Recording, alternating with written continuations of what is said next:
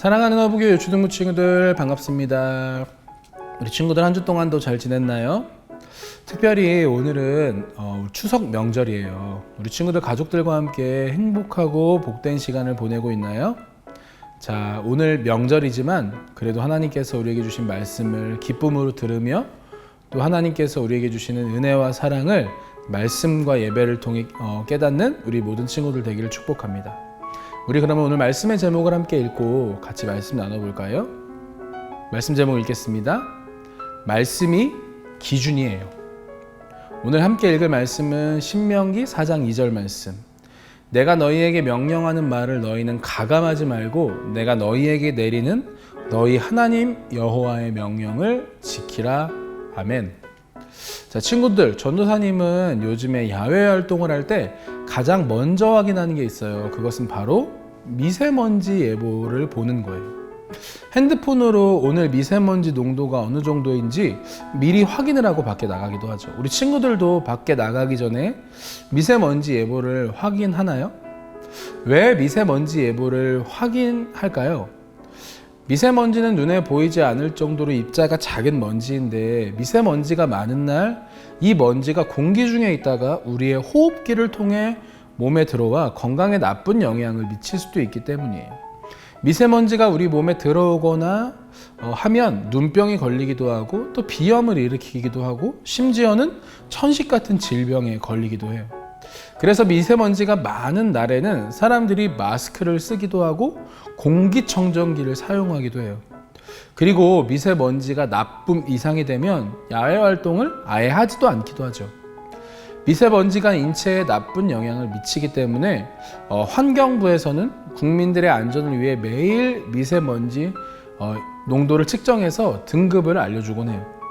미세먼지의 농도를 PM10으로 표시하는데 PM10의 농도를 4가지 기준으로 나눠서 0에서부터 30이면 좋음, 그리고 31에서부터 80이면 보통, 그리고 81에서 150이면 나쁨, 그리고 151 이상이면 매우 나쁨으로 구분해요.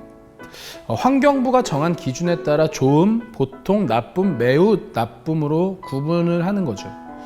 미세먼지의 정도를 나누는 데에도 환경부가 정한 기준이 있는 것처럼 우리가 살아가는 우리의 삶에도 기준이 필요한 거예요. 기준 없이 살아가는 사람은 자기의 뜻대로 자기가 원하는 대로 살아갈 수밖에 없어요. 그럼 우리는 어떤 것을 기준으로 우리의 삶을 좋음 혹은 나쁨으로 구별할 수 있을까요? 이 질문에 대한 답이 오늘 하나님 말씀에 있어요.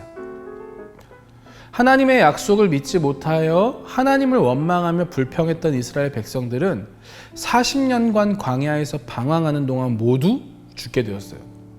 하나님의 말씀대로 이루어진 것이죠.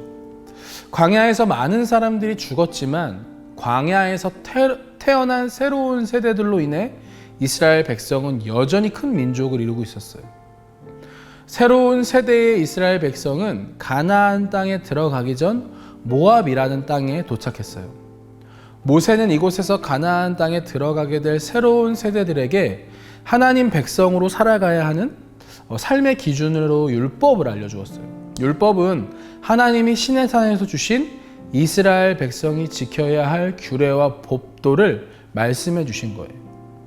모세가 시내산에서 율법을 받을 때 새로운 세대들은 태어나지 않았거나 아주 어렸기 때문에 율법에 대해서 잘 몰랐어요. 그래서 하나님은 모세를 통해 다시 한번 율법에 대해 알려주셨어요. 모세는 이스라엘 백성들에게 이렇게 설교했어요. 내가 여러분에게 가르칠 율법과 명령에 귀를 기울이고 그 말씀에 복종하시오. 왜냐하면 하나님의 백성들은 하나님의 말씀을 기준으로 살아야 하기 때문이요. 그리고 또 이렇게 당부했어요. 여러분은 마음을 다해 율법에 복종하시오. 여러분이 본 것을 잊지 않도록 하고 평생토록 마음에서 떠나지 않게 하고 여러분의 자손에게도 가르치시오. 그리고 모세는 이스라엘 백성에게 이야기해 주었어요. 여러분이 마음을 다하여 율법에 복종하면 여러분은 살 것이고 여러분의 조상의 하나님 여호와가 주시는 가나안 땅을 차지할 것이요. 그리고 다른 나라 사람들이 여러분에게 지혜와 슬기가 있음을 알게 될 것이요. 모세는 백성에게 또 한 번 이야기해 줬어요. 여러분들은 어떤 종류의 우상도 만들지 말고 우상을 섬기지 마시오. 만약 우상을 섬기면 고통을 받을 것이지만 다시 자비로우신 하나님께 돌아오고 하나님 말씀에 복종해야 하오. 그러면 하나님은 여러분들을 버리지 않으시고 멸망시키지 않을 것이오.